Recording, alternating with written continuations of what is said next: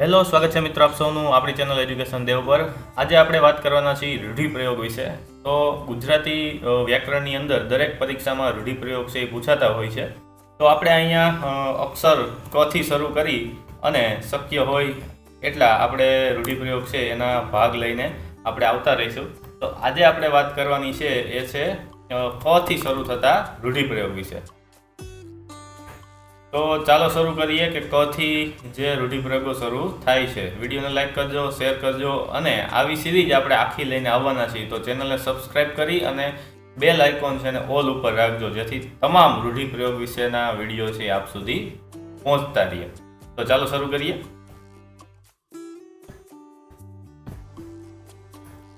સૌથી પહેલા આવે છે કકડી ઉઠવું। તો એનો અર્થ થાય છે ખૂબ દુઃખી થવું।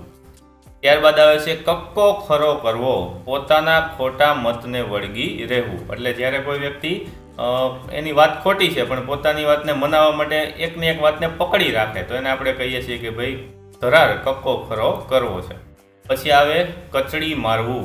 તો કે ફરીને ઉઠવા ન પામે તેવી હાલતે પહોંચાડવું। બરાબર, આપણે કહીએ ને કે ભાઈ તો કચડી માર્યો એટલે કે એવી હાલત કરી નાખી કે ફરીથી ઉઠી શકે નહીં।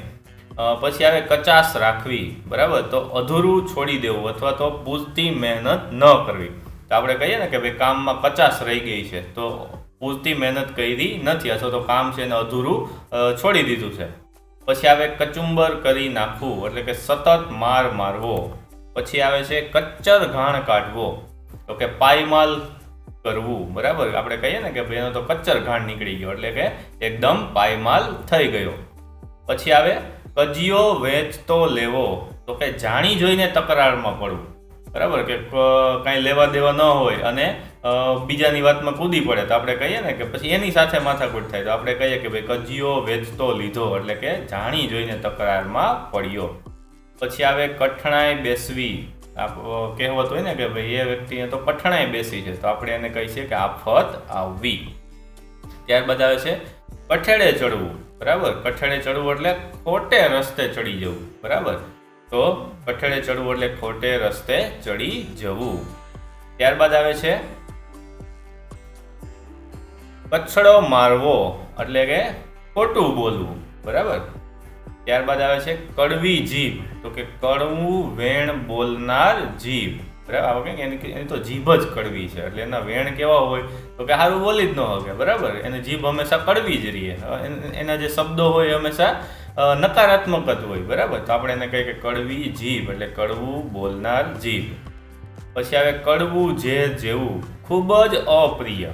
બરાબર, ત્યારબાદ આવે છે કડવું લાગવું, એટલે કે માઠું લાગવું। આપણે વાતમાં કહીએ ને કે ભાઈ એને તો કડવું લાગી ગયું એટલે કે એને ખોટું લાગી ગયું અથવા તો માઠું લાગી ગયું। કડાકા થવા, એટલે કે ખાવા ન મળવું।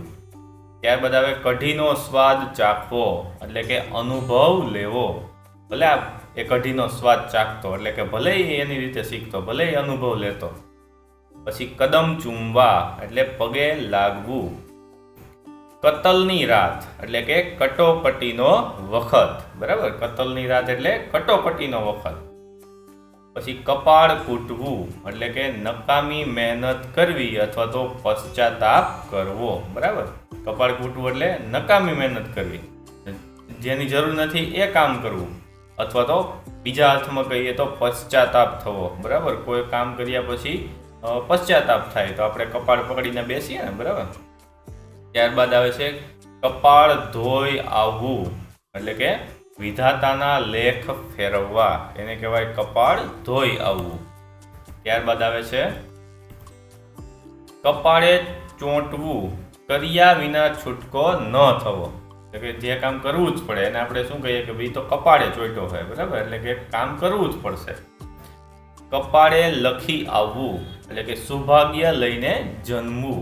બરાબર, કે આપણે એવી કહેવત બોલીએ છીએ, રૂઢિપ્રયોગ બોલીએ છીએ કે ભાઈ તો કપાળે લખીને આવ્યો છે, એના ભાગ કેવા બહુ સારા છે। બરાબર, પછી આવે કપૂરે કોગળા કરવા, એટલે સુખી હોવું। કપૂરે કોગળા કરવા એટલે સુખી હોવું। ત્યારબાદ આવે છે કબર ખોદવી, પોતાને નુકસાન પહોંચે તેવું કાર્ય કરવું। આપણે કહીએ ને કે ભાઈ પોતાની કબર પોતે જ ખોદી છે એટલે પોતાને જે નુકસાન પહોંચાડે એને કહેવાય કબર ખોદવી. ત્યારબાદ આવે કબરના મળદા ઉખેડવા, જૂના કજિયા તાજા કરવા. હજી તો માન સમાધાન થયું હોય અને ભેગા બેઠા હોય તો વાતમાં જૂની વાતો ઉખેરે તો એને આપણે શું કહીએ કે કબરના મળદા ઉખેડવાનું બંધ કરો, એટલે કે જૂના કજિયા તાજા કરવાનું બંધ કરો.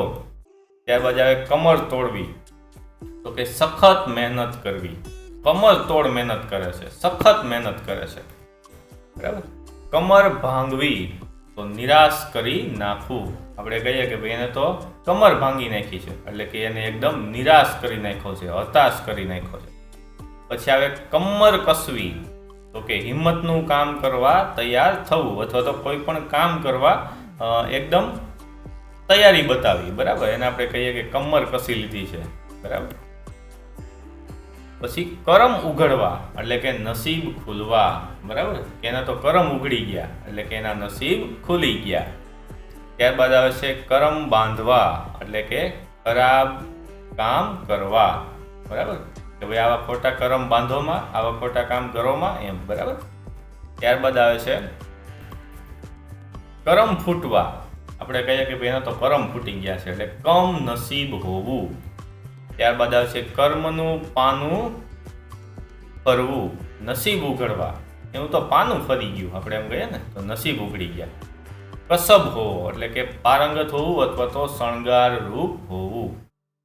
કસર કાઢવી, એટલે કે બદલો લેવો. કસર રહેવી, અથવા તો કસર રહેવી એટલે કે ભૂલ ખાવી અથવા તો ખામી રહેવી. કે ભાઈ આ કામમાં કસર રહી ગઈ છે, આ કામમાં ભૂલ રહી ગઈ છે, તો ખામી રહી ગઈ છે. કસુંબા પાણી કરાવવા, એટલે કે સમાધાન કરાવવું, બરાબર. કે હવે બધું ભૂલી જવાનું, હાલો કસુંબા પાણી કરીએ, એટલે કે ચાલો સમાધાન કરો એમ. કસોટીએ ચડાવવું, એટલે કે પરીક્ષા કરવી. કહેણ મોકલવું, બરાબર. કહેણ મોકલવું એટલે સંદેશો મોકલવો, બરાબર. ત્યારબાદ કળજુ ગાવવો, એટલે કે દોષ આવવા. કળશ ઢોળવો, એટલે કે પસંદ કરવું. તો કે ભાઈ આ ઓલા વ્યક્તિ ઉપર કળશ ઢોળી દીધો, એટલે એ વ્યક્તિને પસંદ કરી લીધો, બરાબર. સારા કામમાં કે કોઈ પણ વાક કાઢવાનો હતો, આપણે કહીએ કે એની માથે કળશ ઢોળી દીધો, એટલે કે એને પસંદ કરી લીધો. કડીએ કડીએ જીવ કપાવો, એટલે ખૂબ લાગી આવવું. કંકુના કરવા, એટલે કે શુભ કામના આરંભે સારા શુકન કરવા. કંઠે પ્રાણ આવવો, એટલે કે અંત આવવો અથવા તો ગભરાઈ જવું.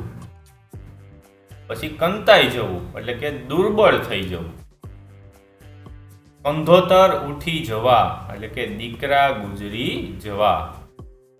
કંપારી છૂટવી, એટલે કે અણગમો થવો અથવા તો તિરસ્કાર આવવો. કાકા મામા કરવા, એટલે કે ખુશામત કરવી, એટલે કે આ તો જો ભાઈ એના કાકા મામા કરે, એટલે કે એની ખુશામત કરે. ત્યારબાદ કાંધલી કૂટવી, અતિ હરખથી નાચવું અથવા તો આનંદમાં આવી. તો આ હતા આજના આપણા રૂઢિપ્રયોગો. ફરીથી આપણે જે અધૂરા ક અક્ષરથી જેટલા પણ રૂઢિપ્રયોગો બાકી છે એને આપણે લઈ આવશું. તો વિડીયોને વધુમાં વધુ શેર કરો, પસંદ આવે તો લાઈક કરો, ચેનલને સબસ્ક્રાઈબ કરો અને બેલ આઇકોનને ઓલ પર રાખો. Thank you.